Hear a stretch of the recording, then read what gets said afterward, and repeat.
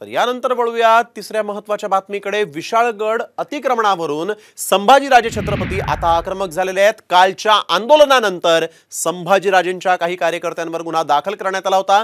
यानंतर संभाजीराजे थेट शाहूवाडी पोलीस ठाण्यामध्ये धडकले आणि तब्बल 1.5 तास संभाजीराजेंनी शाहूवाडी पोलीस ठाण्यामध्ये ठाण मांडलं। यानंतर संभाजीराजेंनी जर माझ्यावर गुन्हा दाखल केला असेल तर अटक करा असं आव्हान यावेळेस दिलेलं आहे। तर कुणीही याला धार्मिक रंग देऊ नये असं आवाहन संभाजीराजेंनीही केलंय।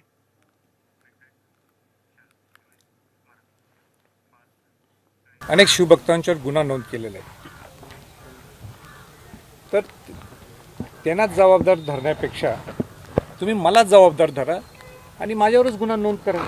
की माझ्यावर गुन्हा नोंद झाला असेल तर मला ह्या मिनिटालाच मला परत कोल्हापूरला जायची काही गरज नाही, मी इथं हजर राहतो।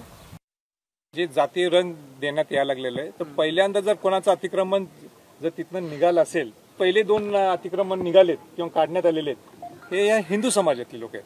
म्हणजे ते हिंदू मुस्लिम जे लावा लागलेले आहेत किंवा अनेक लोक त्याला अटॅच करतात, हा तो विषय नाही। माझा तो प्रामाणिक हेतूच होता की विशाळगडमधली ज्यांचं अतिक्रमण आहे, ज्यांचं नोंद आहे सरकारमध्ये, ते अतिक्रमण सगळ्यांचं निघालं पाहिजे तिथं।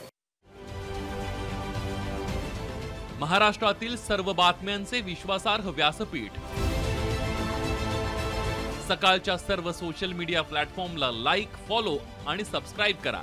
तसंच सर्व नोटिफिकेशनसाठी बेल आयकॉन प्रेस करायला विसरू नका।